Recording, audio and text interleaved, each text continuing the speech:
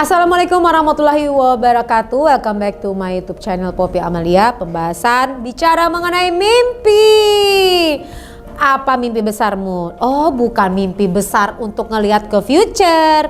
Ini mimpi yang dipendam di dalam perasaan kamu, pikiran kamu, yang terrefleksikan dalam bentuk visual-visual di tengah malam. Nah, itu loh mimpi yang pembahasan kali ini. Nah, sebelum lanjut lagi pembahasan arti mimpi itu sendiri seperti apa secara psikologis, like, subscribe, and share terlebih dahulu.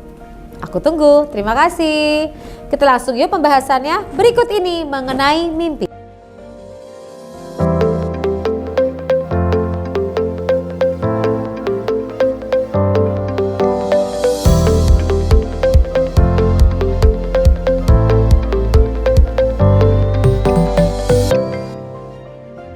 Apa sih mimpi itu? Mimpi adalah pengalaman apa yang diri Anda lakukan pada semesta lain. Kejadian dalam mimpi biasanya mustahil terjadi dalam dunia nyata dan di luar kuasa pemimpi. Pengecualiannya adalah mimpi yang disebut dengan lucid dreaming.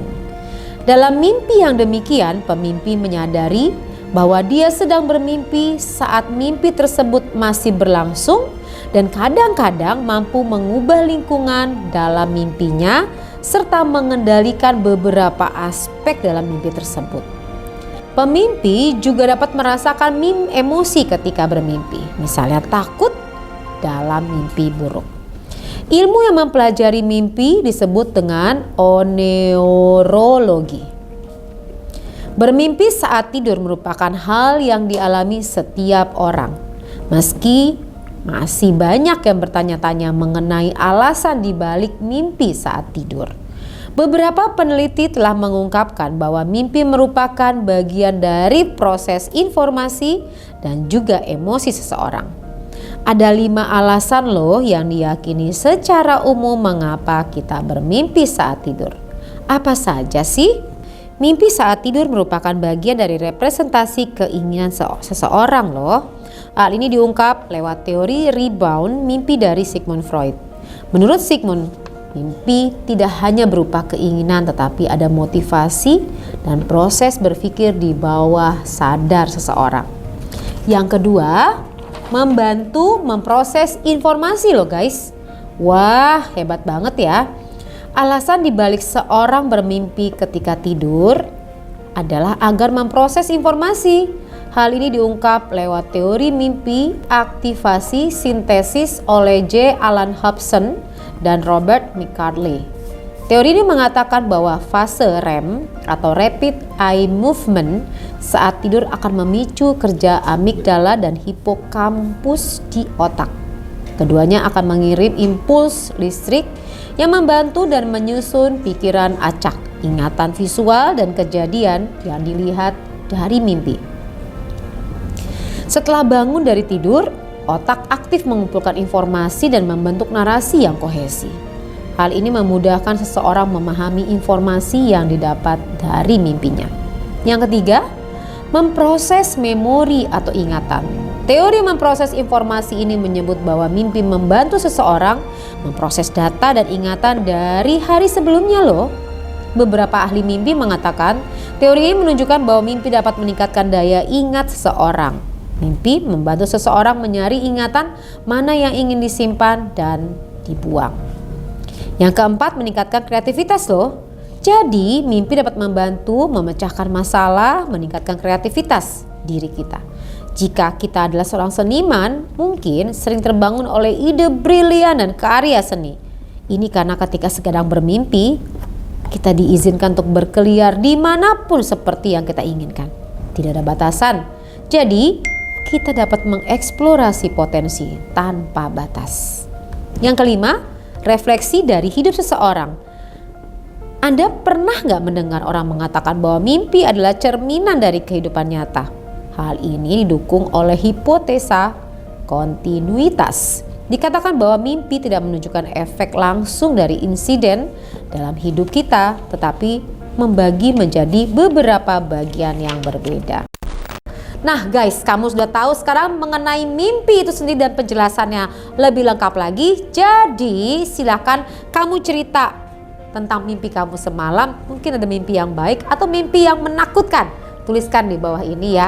Siapa tahu nanti teman-teman bisa membacanya dan bisa mengambil maknanya dari kisah mimpi tersebut. Dan ceritakan juga setelah kamu bermimpi besoknya ada kejadian apa nih. Ada kaitan gak sih antara mimpi kamu dengan perasaan kamu serta kejadian yang realnya. Oke? Terima kasih, sampai bertemu lagi. Wassalamualaikum warahmatullahi wabarakatuh. Bye-bye. Assalamualaikum warahmatullahi wabarakatuh. Hey, sadar gak sih kalau banyak banget orang nih di luar sana yang lebih fokus untuk hal-hal rutinitas sehari-hari. Katakanlah bekerja, katakanlah mengurusi anak, katakanlah mengurusi rumah tangga secara fisik, rutinitas. Namun kerap mengabaikan untuk hal-hal yang berkaitan sama perasaan. Perasaan marah pada saat ada peristiwa yang tidak sesuai dengan harapannya ditahan. Pada saat kesel dengan ucapan seseorang, ditahan. Kesel dengan anak, ditahan. Kesel dengan suami atas sikap perilakunya, ditahan. Kesel dengan tetangga, ditahan. Kesel dengan tontonan TV, ditahan.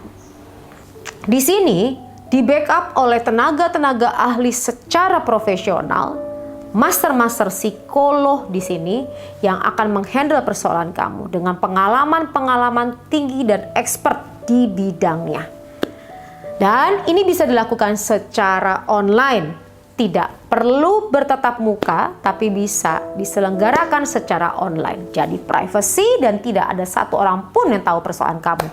Kamu bisa sharing curhat masalah kamu sehabis-habisnya, mungkin di dalam kamar tanpa ada orang yang tahu. Mungkin juga kamu bisa menceritakan di dalam mobil atau mungkin kamu bisa menceritakan di tempat-tempat tersembunyi kamu untuk menceritakan perasaan kamu yang paling dalam yang udah tidak sanggup lagi kamu tahan. Hati-hati kalau kamu menahannya, itu bisa meledak di dalam pemikiran kamu, di dalam perasaan kamu. Maka berbagai macam kondisi akan muncul, sakit yang tidak selesai atau sembuh, bahkan pemikiran-pemikiran yang ditahan meledak, itu akan mengakibatkan berbagai macam gangguan lainnya. Oleh sebab itu segera kamu konsul kepada kami di sini di nomor di bawah ini. Saya dan teman-teman saya, kami siap membantu kamu, selalu ada untuk kamu. Jadi kamu tidak sendiri. Kami ada.